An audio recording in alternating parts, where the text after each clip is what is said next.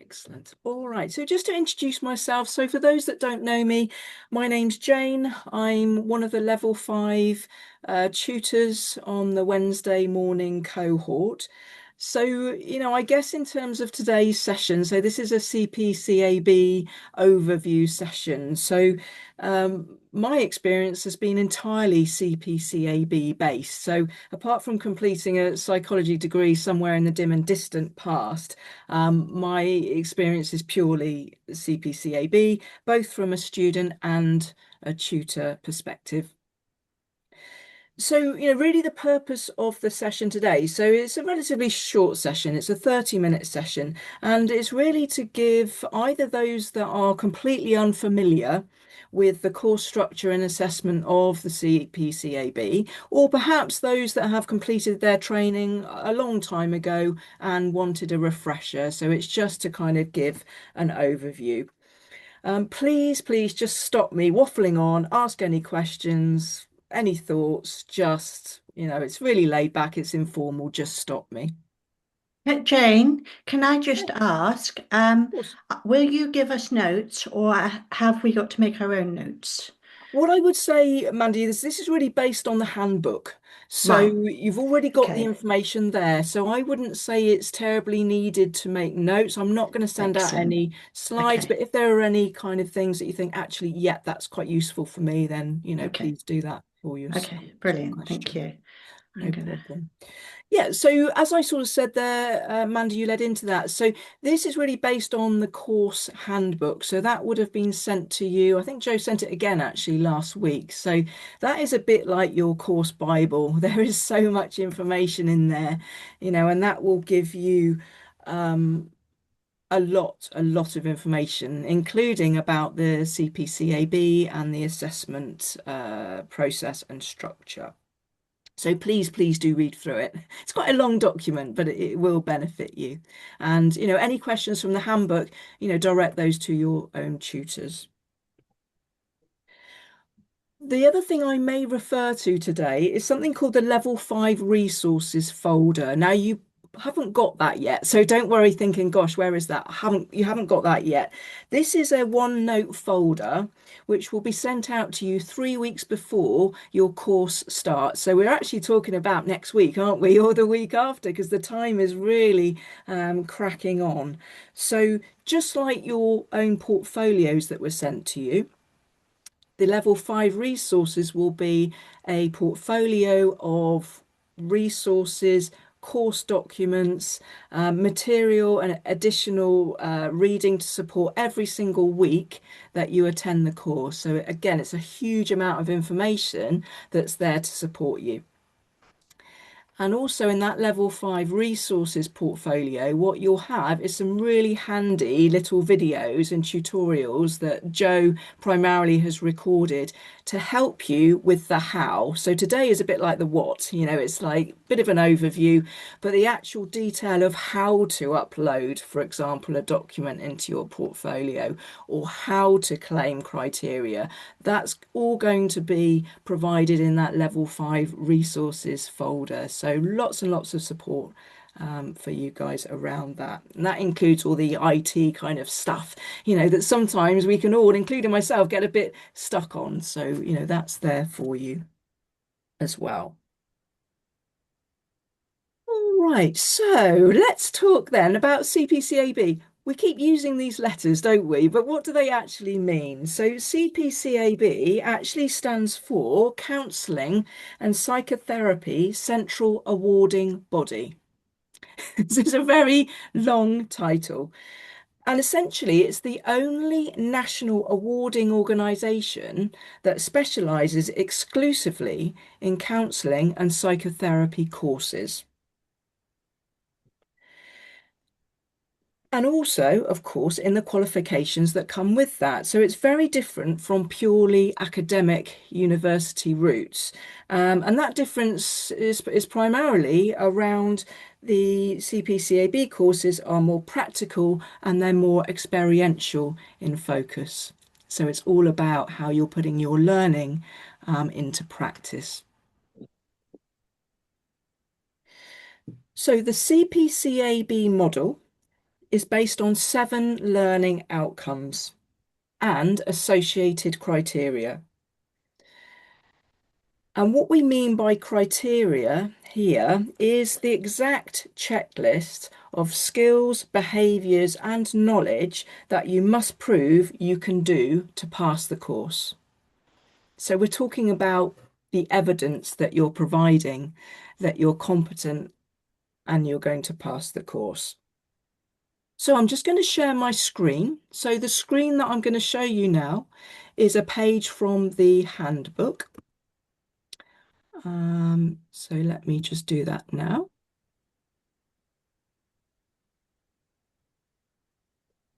Okay, so hopefully you can all see my screen now. So let me just scroll down a little bit so that you can see it. So the qualification is made up of 7 learning outcomes and associated criteria, as I've just said there. And this is the CPCAB model. And you can see there on the left-hand side, you've got the 7 titles. This is all in the handbook. So number 1 is about working ethically and safely. Number 2 is about working with the relationship. 3 is about working with difference and diversity. 4 is about working with primary focus on the client. 5 is about self-awareness. 6 is about working with a coherent framework of skills and theory. So that's how you specifically put the theory into practice and how you evidence that. And the final one is about working reflectively. So that's about that kind of self-development piece. I'm just going to stop sharing just there.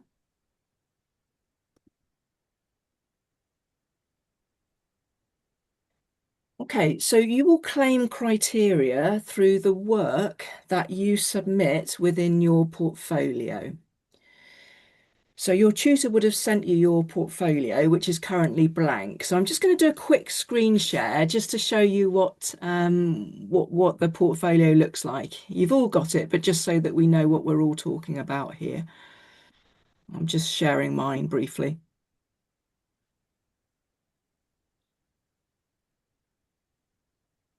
Okay, so there we are. So that's what my portfolio looked like.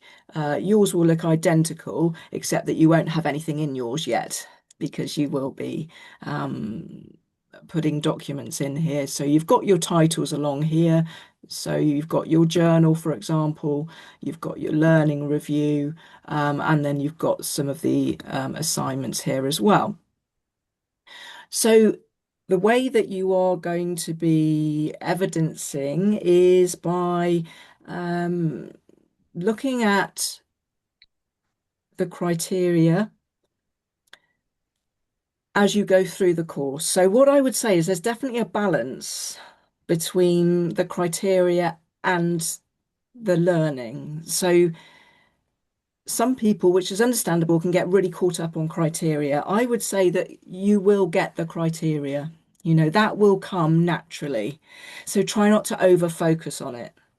It's almost like write your learning reviews, like write your journals and then have a look at the criteria and see what might be hitting it. The same for the assignments as well.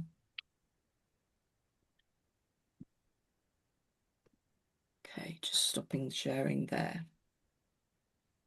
And what will happen as you submit pieces of work to be assessed, your tutor will give you feedback. And if you're actually trying to claim a criteria, they will obviously let you know whether you've claimed it or not. If you haven't, there is a chance to resubmit. And there's a lovely little tutorial video in the resources folder, which will show you exactly how to do that. So you simply just submit the bit in a different colour, and then your tutor will be able to see and then mark that as achieved if it's achieved it.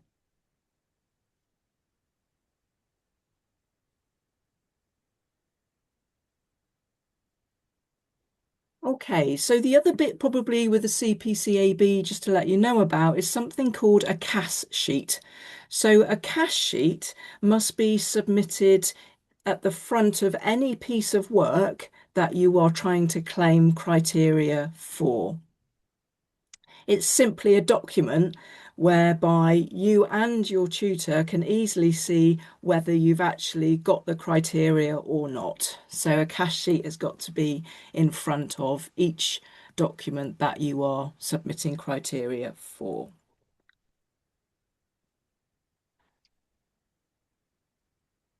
And the way that you will keep track of your criteria is through something called a candidate learning record. And I'm going to just share my screen here and show you what mine looked like. There it is.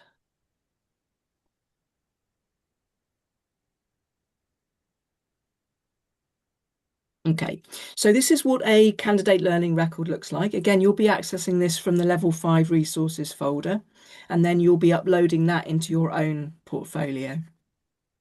So if I scroll down a little bit here, it just shows you how I have evidenced my work there.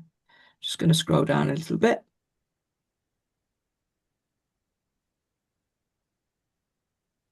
Okay, so you can see here as I go through, on the left-hand side, you've got your assessment criteria. So when I mentioned earlier that there are 7 different sections, those 7 sections are broken down, as you can see. So we've got 1.1 here, we've got 1.2, 1.3, 1.4, etc. And then we get into the 2s, the 3s, the 4s, the 5s, the 6s, and the 7s. Okay, so what you've then got with your candidate learning record is that you've got the assessment criteria here on the left, and then on the middle, you've got what the actual criteria is and also some guidance around how to meet it. And then on the right-hand side here, that is where you're going to write in the document, the piece of work, the assignment that has hit that particular criteria. So for example, here I've got 1.1 reflect on ethical issues relating to attachment-based psychotherapy practice, and I've got in there tutor observation 7 and case study. You must hit each criteria twice. However, that can be from the same section in your portfolio. For example, I've probably got an example actually. Let me have a quick look through here. There we go. So 1.3 here, manage endings safely and ethically, responding to different attachment styles. I've got here journal 15 and journal 16. So I've used a journal to hit that particular criteria. It's a different journal, but it's the same portfolio heading, same piece of work, type of work.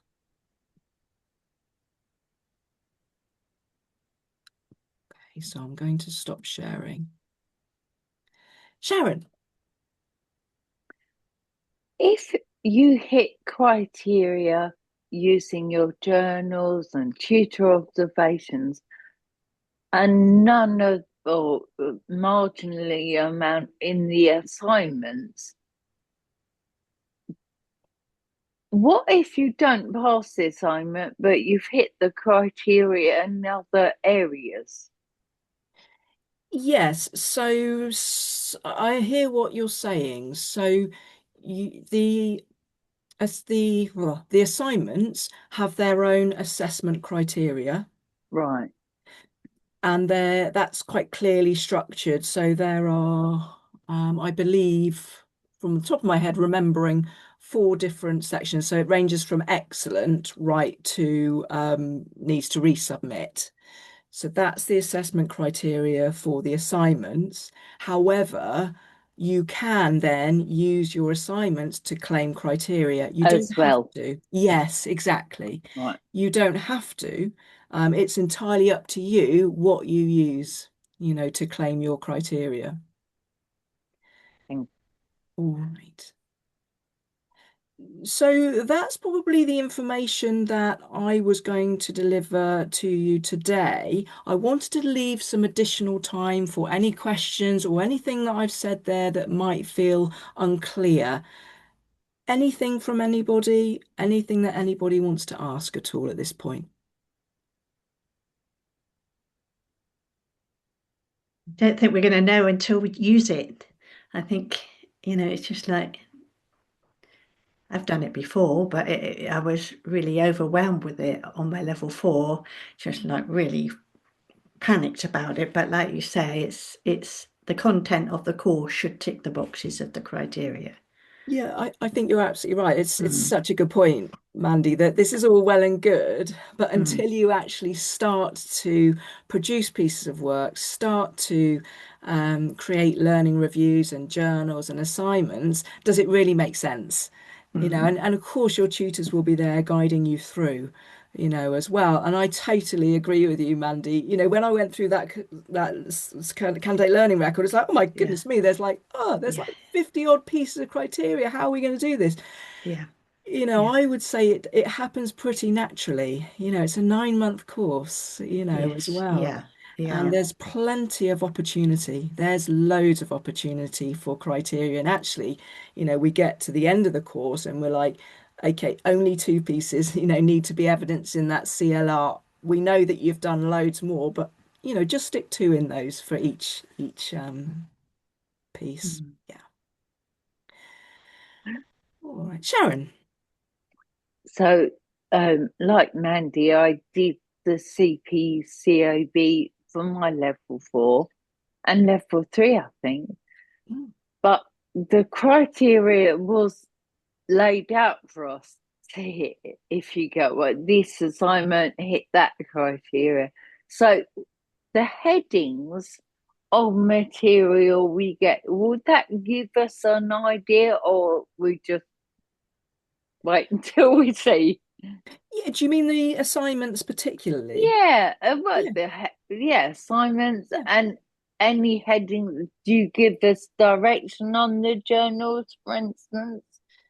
Yeah, I Um, mean, yeah, I would say, a big difference between the level 4 and the level 5 is more that self-directed, piece. mm, So there is more self-directed learning. So, for example, for each week, when you see that level 5 resources folder, there is so much material there. It's not a requirement that you have to read it. It's there should right, you wish to.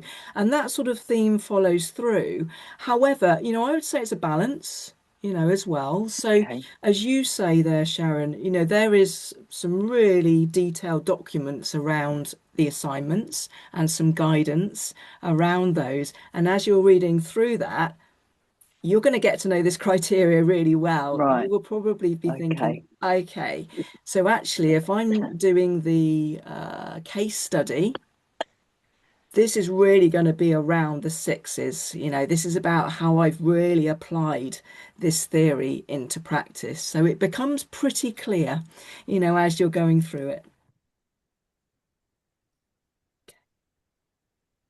All right. I Any guess I guess too, you're going to hit criteria more than twice, but you only need to evidence it twice. Yes, that's right. Absolutely. And, as I mentioned there are a variety of different opportunities to do that. So, we have a number of what we call tutor observations during the course. So, what a tutor observation is actually is often when you go off into a group and you have a discussion, let's say around a case study, and one of the members of the group might be the transcriber. And then it's clear that the tutor observation is 6.1, for example. So you already know this. So it's already set out. You have your discussion. Somebody writes the notes up, circulates it around the group. You pop a cash sheet on there, criteria met automatically. So, there are some really easy ways to get it. It's not all um, writing and getting it that way. There are some very straightforward ways of getting the criteria. It's important that we give that that sort of variation, because if we're going to really focus on experiential, we need to be assessing that as well, not just the academic and the in the assignments. I have a question. It all sounds pretty straightforward. Is there anything in particular that that students struggle with in this respect each year? Anything like you would say, oh, just watch out for this because this is a thing that everyone finds difficult? Yeah, I mean, I would just say try not to get behind. Right. And I know that's easier said than done, but the more disciplined you are, even if you stick an hour or 40 hour a week, I used to make a little hour on a Saturday morning, and that was just my hour. Do not disturb on the door. I do my journal, if I wanted to. I definitely do my learning review, and I have a look for criteria. That's kind of what I did. Otherwise, you can get to the end and it's like, oh my gosh, I haven't got anything at all for six. I mean, Mm. it's hugely, highly unlikely, I have to say, but there are a couple of odd criterias. I don't mean odd, that's probably the wrong word, but more tricky. For example, dreams. Dreams is a bit of a classic one. Um, that's one of those ones perhaps just to look out for, but it will come up. We do a session on dreams. So it does come up, but those are the ones not to leave to the last minute, I would say. It's a really good question. It's just to kind of try Mm. and keep yourselves on track, with the work. And the other thing I think is that if you find yourself, for whatever reason, struggling, do not sit there in silence. We are definitely there. The tutor team, Joe, we're definitely there to support you. So, please shout out. Okay. Any other questions at all? I think my first hurdle is trying to get OneNote to work. Aha. Um, because I haven't been able to get it to open in the app in the edit bit. It hasn't got the Mhm. option. And then Mhm. when I've um signed in on the desktop, it opens a whole new OneNote, which hasn't got access to the portfolio that's been sent. So I'm trying to figure out what's going on there. But that's my first hurdle. Um, Right. all this seems really straightforward, and even though I haven't done the CPCAB before, I did aim for my level four. Um, it seems kind of pretty much identical. Like you've got your learning outcomes, you've got targets to meet, you've got your journals, all it all seems really familiar. So I don't I'm sure I will feel stressed at some point. But at this moment, the thing that's bothering me is getting the OneNote to work and kind of being able to look around and play with that and get familiar with it. Um, Okay. Yes, and you're not on your own with that, by the way, Sammy. Often that's Sharon's sort of nodding. yeah, I Yeah, notice it. yeah, Good. it is a familiar one. Once it's set up, it works like a dream. Hmm. It's just the initial setup. So, you're with me, aren't you, anyway, Sammy? Yeah, So, after this, we will just have In fact, do you want to stay on for a little bit, Sammy, yeah. and just have a Okay. quick chat on that? Would that be all right? Yeah, Yeah. Okay. Yeah, technical stuff, especially around OneNote portfolios, is a common one. Yeah, don't yeah. worry, we'll sort it. And Sharon, Okay. you want to stay on as well for the portfolios? Yeah, okay. All right. So, any other questions at all before we sort of draw this session to a close? No. No? Okay. Well, it's been really lovely seeing all of you today. If you suddenly think of anything, uh, feel free to drop me a line. Do that.